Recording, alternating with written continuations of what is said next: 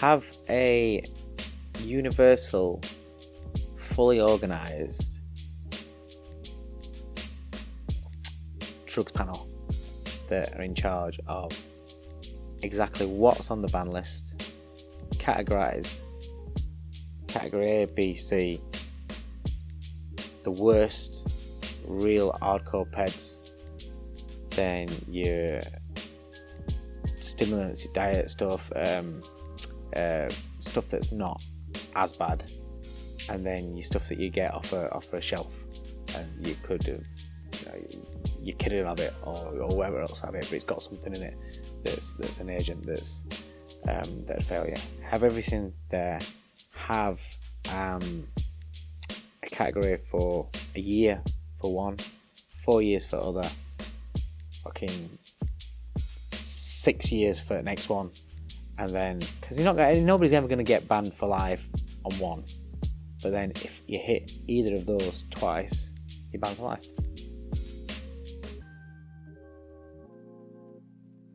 Wow. It's hard to say really, because they had so many. It's tough, that is. Probably underachiever because of how we started off in a blaze of glory and everything. We had a heavyweight down there called Pelly Reid. Such high hopes were made for him. Sky, Brendan, us, everybody in boxing, and recovered from his first defeat, and that was it. Had a couple of losses after, but yeah, perhaps him because he was very, very talented, very athletic, very strong, could punch. So yeah, perhaps him. Overachiever. I don't like saying overachiever because it sounds like you're trying to say it was shit. But perhaps a kid that came through. I'm trying to answer quick. So a kid that came through, that grafted his nuts off, didn't do anything special, spectacular, wasn't given the big build up, but then got an opportunity and then was catapulted and ran with it, is John Thaxton.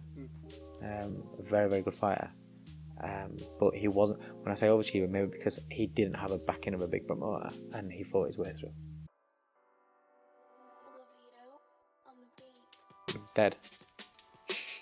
I think I'll have some involvement in boxing until I'm dead. Yeah.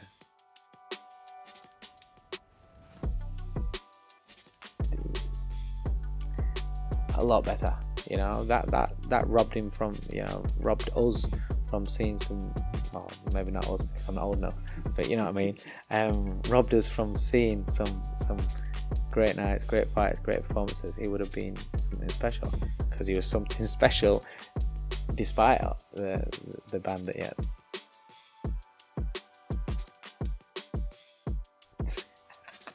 What happens in shower? I actually shampoo my head, and it's just habit. You just shampoo something, don't you? So yeah, whatever's in, I'll just get it, rub it off. That's it. But it's about the moisturiser. That's what it is. That's what it is. Somebody should have asked me that one.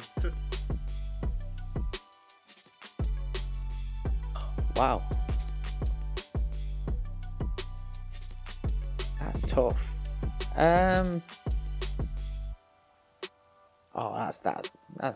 That's difficult. I was around Naz a lot. They were exciting times because I was witness to that in the gym day in day out. See the media coming, see the fanfare, big fight weekend, everything. But being one of the lads in the gym, knowing what it's like to be in it as a coach, I'd have loved to have been part of that, I suppose. Failing that, poor Ricky Hatton. Again, excitement, the buzz of the big nights, the names that he fought, being involved in fights with Mayweather and Pacquiao. Yeah, probably.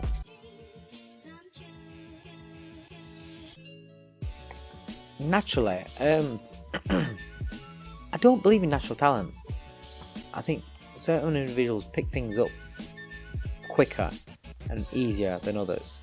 That allows them to be more fluid and carry themselves as though it's natural. But I'm not a big believer in natural talent.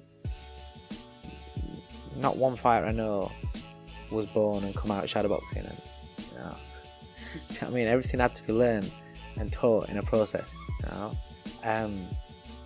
But the potentially the most talented person that I've worked with is Jordan Gill. Yeah.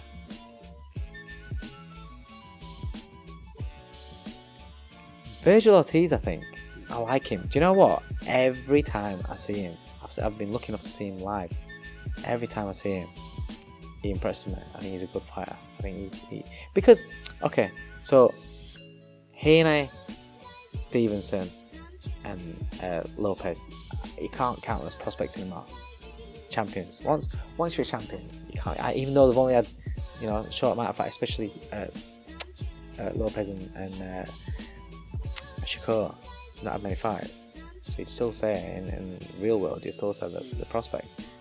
And Haney's youth, he's still at 20 years old, I think he is. You'd still say the prospect. But you've got a world title, so no. So Virgil Ortiz for me. I don't eat cheese. You know these people that have cheese as a dessert? This cheese bowl that comes out. What is that about? If you're gonna have a dessert, have a dessert. Nibble on a fucking cheese and a bit of grape.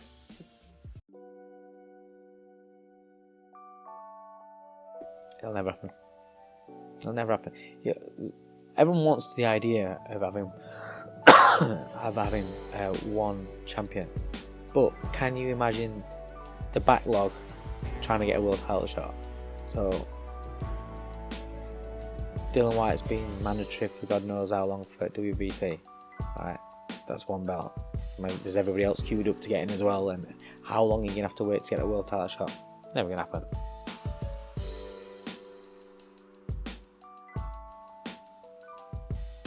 In the world, fucking hell, it's a tough one. All time for me, I love Eddie Futch. There's so many good trainers. Eddie Futch, Manny Stewart. Eddie Futch for me. Today in the world, I'd have to go with Lomachenko. Anatoly Lomachenko. I have to go with him. Him, the philosophy, the mindset, what he does, I think it's fantastic. Obviously, I always got his fighters. Also, I think the Renaissance, I pronounce it. They're top quality.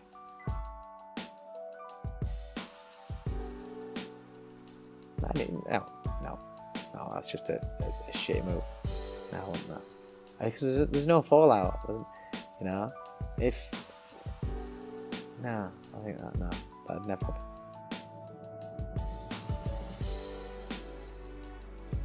I've known him for over 20 years. I used to train with him down at Brendan's.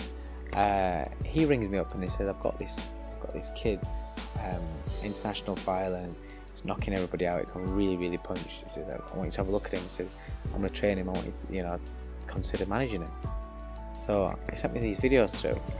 This kid's heavy knockdown after heavy knockdown. He can punch. And I'm looking at him thinking, wow. In the amateurs, you don't get many that punches out of this. He's exciting. He can really punch, and he's 20 years old. He's a baby, light heavyweight, 6'4". He just excites me. I looked at him and I thought, yeah, I definitely I'm gonna have some fun with this one. He's got some serious potential. It reminds me of when Belly was amateur and he was knocking everybody out, and he had this intent desire just to knock everybody out. That's what this kid's got. He's gonna be exciting. It's gonna be a fun ride. Make sure you tune in for his fight, because he's exciting. Gavin, no. Jamie, yes.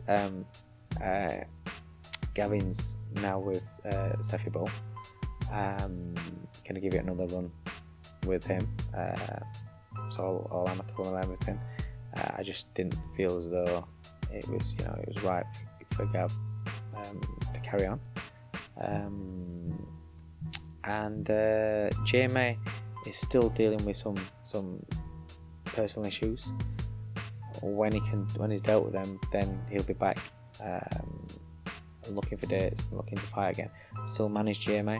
He will be training here when he's just ticking over and trying to get into the gym when he can to keep in shape right now. But there's no fight dates or anything yet for Jamie because he's got a lot of issues to sort out. But you know what? Funny thing is, here's a scoop for you. It was me that put Fowler onto it. It's just that I don't shout about it. Yeah, I've been on it. I've been on it for a few years, and you know what? It's made a massive difference in my life. Massive difference. The amount of pain that I used to be in, to the point where literally I could hardly do anything. I was in genuine pain in my joints, everything.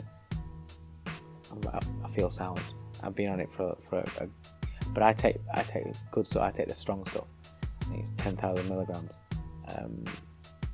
which is the bottles that I get. But yeah, I put Fowler onto it, and then he just ran with it. He's run with it and cornered the market.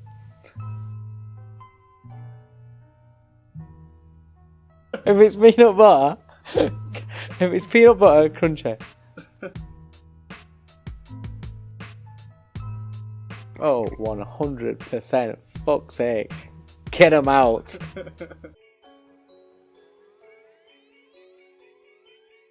I don't know about the coaches bit, but the reason why I didn't make it of a fighter is because I never believed in anything that I did. I think we spoke before. When you've got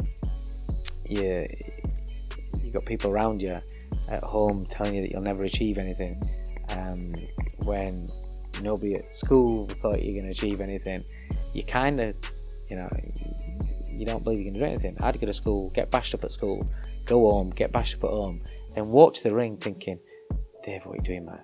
You're going to get fucking hammered. What are you doing? I genuinely didn't ever go into the ring thinking I will win. I did a couple of times. One when I fought for my area title, one when I defended it. But them two fights, I went there to very confident and expected to win. Every other time, it was like getting through it, and it was. Do you know what it is? I'm very, very stubborn. Despite every loss, despite every fucking hell, you feel sick, you want to cry. I always thought it'll happen. If I keep at it, it'll happen. I wanted to be what Johnny Nelson was. He had a bad career to start off with and turned it around. I wanted to do that. It never happened for me. But if it did, I won't be doing what I'm doing now. So genuinely, got no regrets. It depends on who walks through the door. I believe you can't train everybody the same. Gavin and Jamie are twins. Train them both. You can't get Gav to do the same things that Jamie does, because they're two different fighters. Gav's quite more mechanical. Like Fowler's different to Jordan Hope. So certain things that you need to work on with Fowler different to Jordan. Jordan's different to Hope. Hope is 6 foot and a southpaw. Different thing. The one thing I do like is I like to take things away from the opponents and try and not get hit all the time. Boxing is an hard sport. Does leave a print on your brain. Whether you're getting knocked out or not, whether you walk out and you're fine. If you're taking a lot of hammer during your career, 10, 20 years later, you might start getting things wrong with your memory and things. Obviously, your brain's not built for getting bashed over. What I'm trying to say. So I try to have my fighters being a little bit smarter, a little bit cuter. Still be entertaining. Still, you can still be entertaining. There are certain aspects in fighters that they want to have tear-ups, but you can't have a tear-up for 3 minutes for each round. Pick your spots. But yeah, just be a smart fighter.